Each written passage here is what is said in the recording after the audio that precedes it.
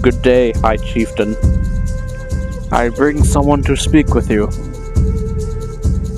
They say they're a Clandinian. Wait, what did you say? I said that he claims to be a member of the Clandia tribe. You know, the missing one. What do you mean by missing? Do you not know your history? No, I don't know either you're talking about. Interesting. I'm gonna need you to follow me. Come on. Here.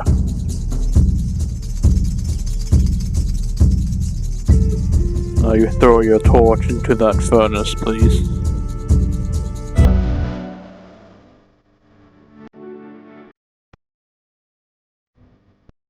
How much history do you know? None. Nothing at all. So I guess I must have you from the very beginning. Hit.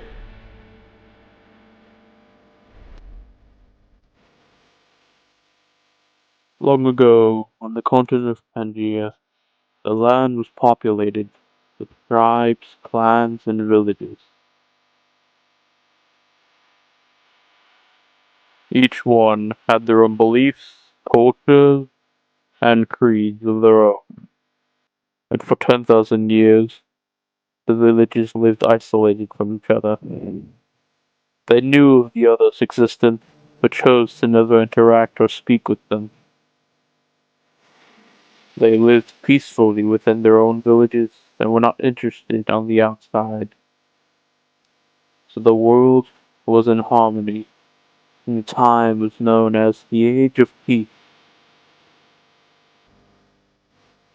But one man would come along. We do not know where he comes from, or who he was. We don't even know his name, but we do know his creation, and how it would impact the entire world. This man was called the Great Uniter. His creation was a system known as trade. Two, each with their own unique resource, would make a deal with each other. One will give over theirs, the other one will give over theirs, for an equal bargain. And in the end, both parties would end up happy with the resource they wanted. Then he told others about his system, and it grew until entire villages started trading. And that would even grow until entire trade network and trade routes are made all over the island.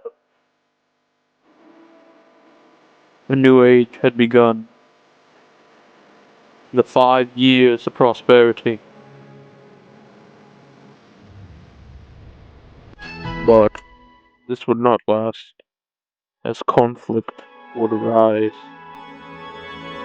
On the far west side of Pangaea, within the Terranian plains, there was a clan known as the Draconians, a group of violent nomadic barbarians who traveled the great Terranian plains, hunting and gathering. The men of the culture were all warriors, each one trained in the art of combat, and they would wear the head of the first animal they had ever killed as a show of strength and in honor of their creed. And during the years of prosperity, the villages of the island would have trails and trade routes connecting them. And on these routes, materials and goods would be transported from village to village by merchants. But in the west, the merchants were frequently attacked and robbed by none other than the Draconian clan.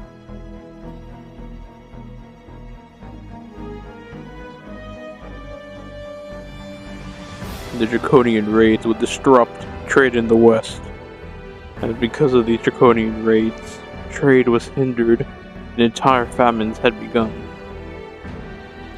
One of the villages that were impacted was the village of Malachi. But, unlike the others who were impacted, they believed that the only way to stop the Draconian attacks was by declaring war. But it didn't go as they expected. The Draconian forces were more skilled in combat and easily took their entire village.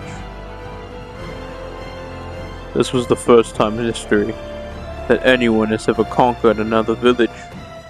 It was so shocking that all of Pangaea began to worry if the Draconians would continue this conquest to other places. So the chiefs of the biggest villages on Pangaea all came together and formed an alliance known as the League of Villages. The League had warned the Draconian chieftain if his clan had ever invaded or conquered another village on Pangaea, all of them would be forced to declare war. But the Draconian chief was stubborn.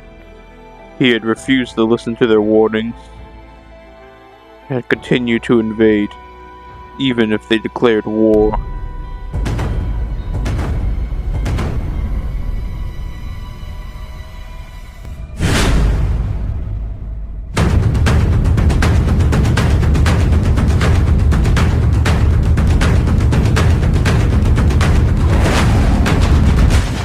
The war had seemed hopeless. Draconian forces were just too strong. They were able to fight their way all the way to the east, nearly conquering all of Pangaea, and nearly defeating the entire League of Villages. Out of the two villages that were left, one of them was Clandia, the village you claim to be from. But the strange thing is, Clandia had vanished during the war, never leaving a trace to where it was, or ever leaving a clue to where it went. Your people disappeared, and we never knew why. I always assumed the Draconians burned down your village and slaughtered your people. Clearly I was wrong. Maybe you never disappeared, and you simply just left. Since your people had disappeared and were no longer part of the war, it left one village left, the Maoan people of the Hawk tribe. And they were not going to be able to defeat the Draconian forces by themselves. But there is still another village. My village, the Cytherians. In the beginning of the war, when it first broke out, my people wanted no part of the war. Since the raids were in the west, it didn't affect us in the east. How wrong we were, since the Draconians fought all their way to the east. And that's when we had to step in.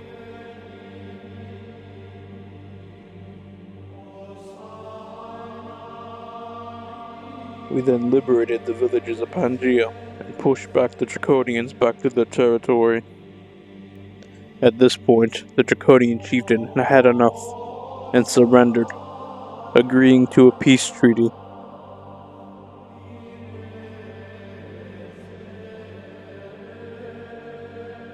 After 10 years of war, the world was at peace once again. But the world is very different now. Trading between villages had slowed down, as people began to remember the age of peace, a time before conflict, a time before connecting, a time when people only had to worry about what was happening in their own villages. And over 5 years, people began to isolate themselves again, leaving the Cytherians, the last ones to still participate in trade. And since the people of Pangaea were isolating once again, even the League of Villages would disband.